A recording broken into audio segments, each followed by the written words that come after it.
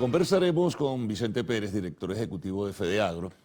Ya ha estado Vicente en otras oportunidades con nosotros. Bienvenido, Vicente. Bueno, Gracias, buenos días para todos. hay un abanico de temas, siempre están vinculados al sector agrícola nacional. Y, por ejemplo, me gustaría comenzar por el tema del abastecimiento, porque hay versiones o diferentes versiones. El gobierno habla de un abastecimiento casi que total. El sector productor dice que en algunos rubros sí, en otros no tanto. En fin, ustedes que tienen, digamos, el pulso de las cosas desde FEDEAGRO, tienen el vínculo directo con los productores. ¿Cuál es la situación real y objetiva en este momento? Bueno, fíjate, si tú vas a los anaqueles, en todas las regiones del país, en cuanto al tema del café y la mayoría de todos los alimentos, hay abastecimiento.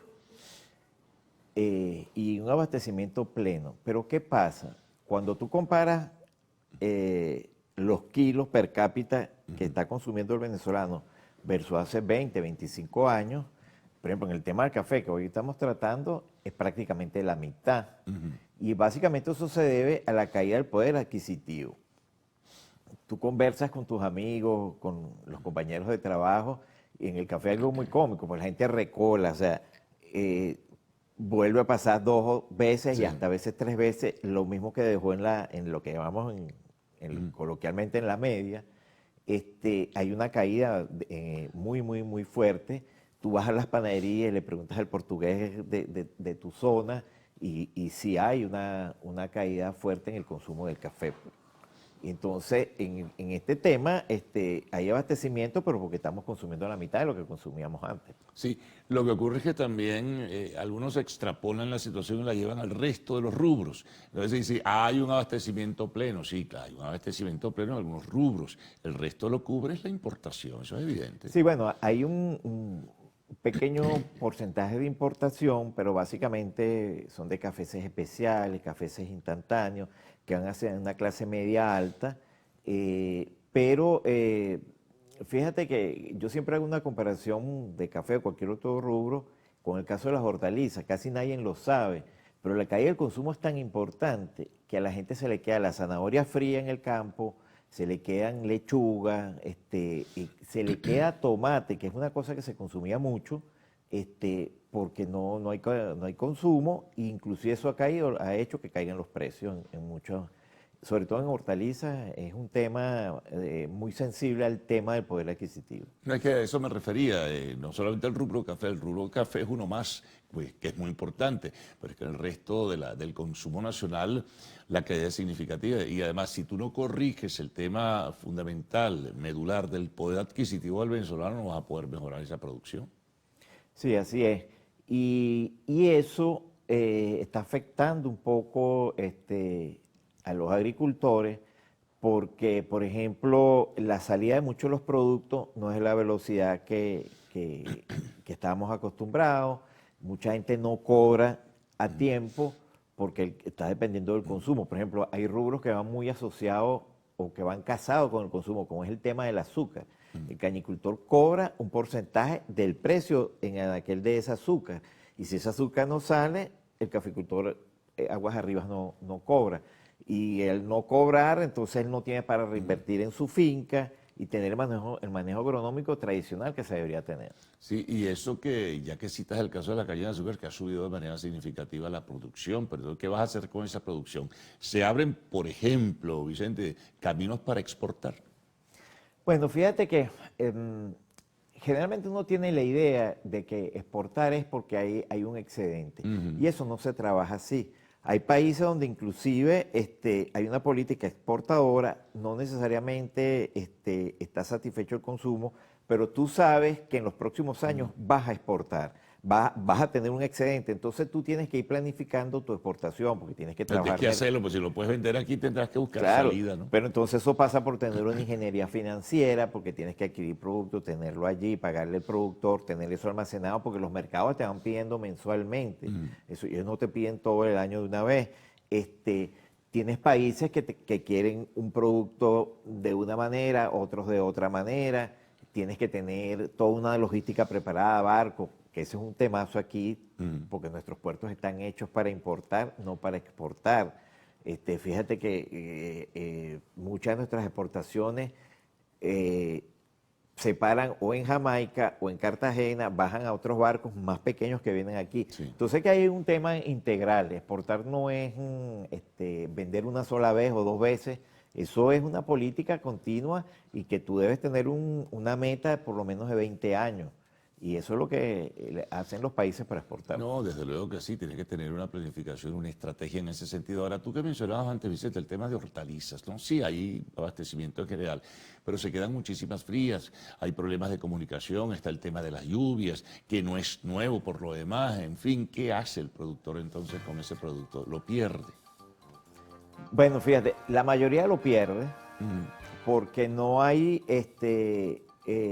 una cadena de frío que me permita mantener eso, ni ha habido un procesamiento de vegetales como ocurre en otros países que los congelan, los pican, los tienen sí. en cubitos y los almacenan. Eso es un temazo y te faltó el tema del combustible. En las zonas andinas a veces tampoco llega porque el camión no tiene combustible para irte a buscar las hortalizas o para llevarlas al mercado. Bueno, ya retomaremos este tema que es bien importante porque tiene que ver con el abastecimiento nacional, digo en términos generales. Hagamos una pausa. Estamos conversando con Vicente Pérez, director ejecutivo de FEDEAL.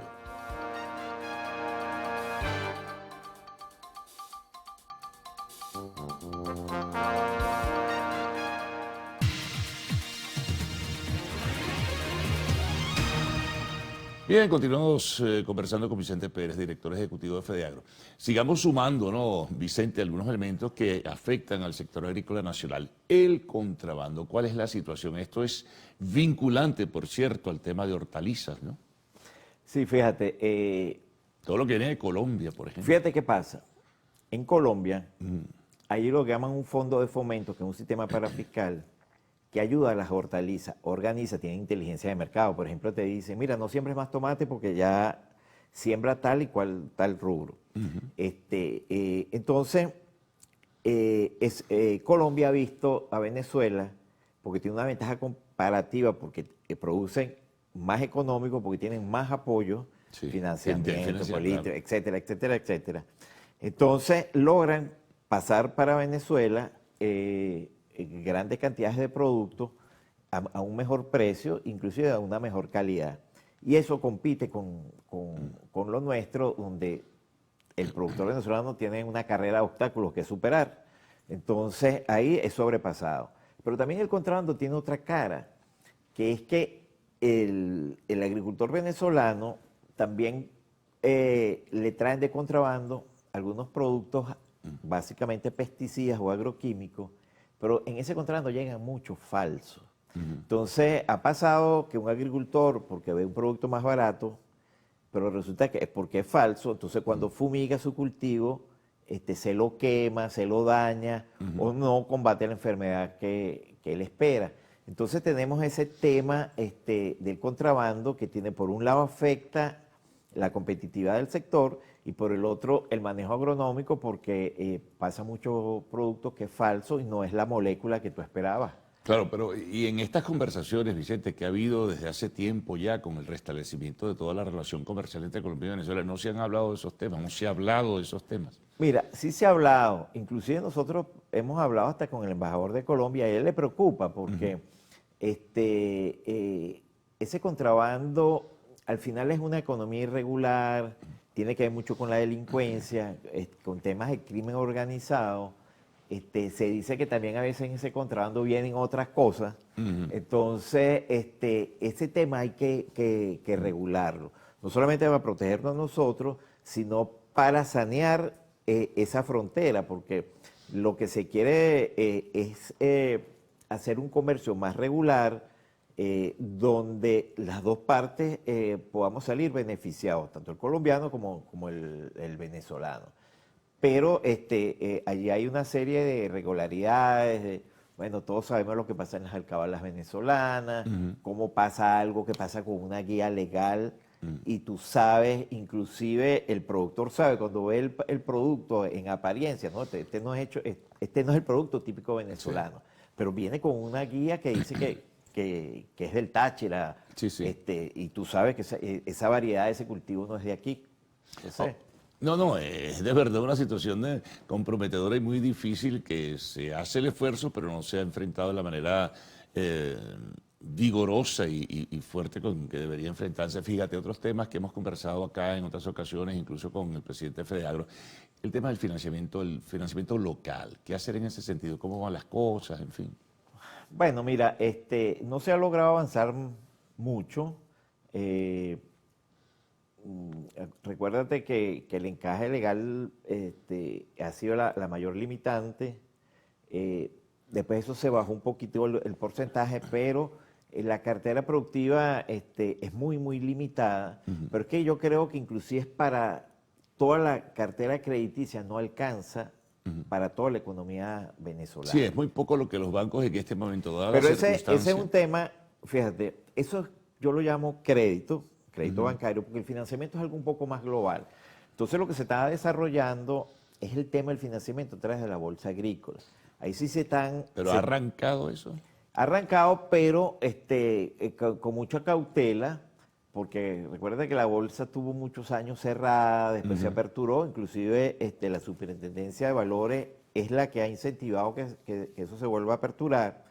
Entonces, se han hecho algunas operaciones. El inversionista, que lo ideal es que la banca venezolana fuera inversionista. Pero hay una limitante en la ley de banco que no le permite comprar esos papeles. Sin embargo, algo se ha hecho. Hay inversionistas de afuera que están poniendo el ojo en Venezuela porque para tener una cuenta ganando 3%, O menos. o menos, hay papeles en productos agrícolas que pueden ser interesantes. Pero eso también requiere una organización por parte de los productores, porque generalmente tienen que estar inmersos en una asociación, tener su contabilidad y toda su documentación al día. Pero yo creo que ese es el futuro. Yo creo que este próximo año vamos a ir aumentando y cuando eso se globalice yo creo que vamos a obtener este tipo de financiamiento en mercados de valores. Bueno, que sea así, a ver si se recupera esa necesaria producción que necesitan los venezolanos para su abastecimiento, evidentemente, e incluso para exportar. Vicente, muchas gracias por toda esta información. Nos paseamos por varios temas que son pues sensibles al sector agrícola venezolano. Bueno, nos vamos a una pausa. Al regreso, arte y espectáculos en lo actual.